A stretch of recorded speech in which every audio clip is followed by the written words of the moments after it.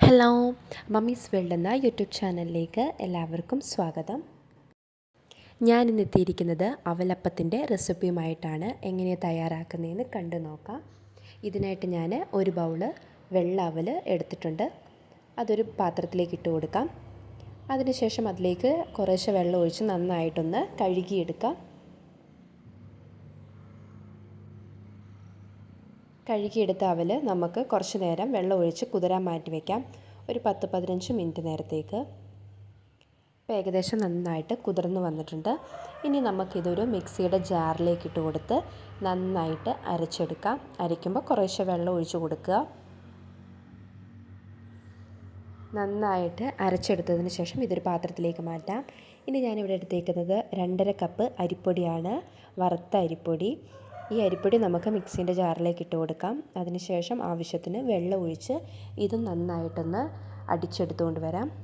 ഈ ഒരു പരുവത്തിൽ വേണം ആകാൻ.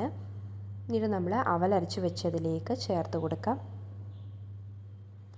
അതിനുശേഷം നമുക്ക് ബാക്കിയുള്ള അരിപ്പൊടിയും കൂടി ഇട്ട് കൊടുക്കാം.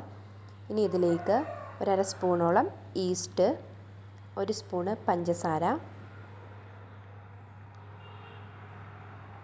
പിന്നെ ഒരു 1/2 സ്പൂണോളം ഉപ്പ്, ഇത്രയും ചേർത്ത് വെള്ളം ചേർത്ത് നമുക്ക് നന്നായിട്ട് അരച്ചെടുക്കാം.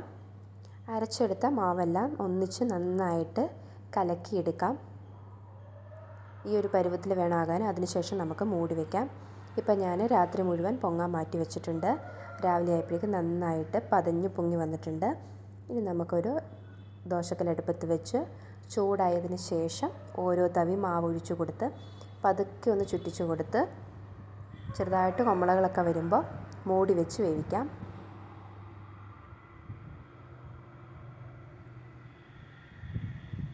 അപ്പോൾ വളരെ പെട്ടെന്ന് അടിപൊളി ഒരു അപ്പം തയ്യാറായിട്ടുണ്ട്. നല്ല പഞ്ഞി പോലത്തെ നല്ല സോഫ്റ്റ് ആയിട്ടുള്ള അപ്പമാണ്.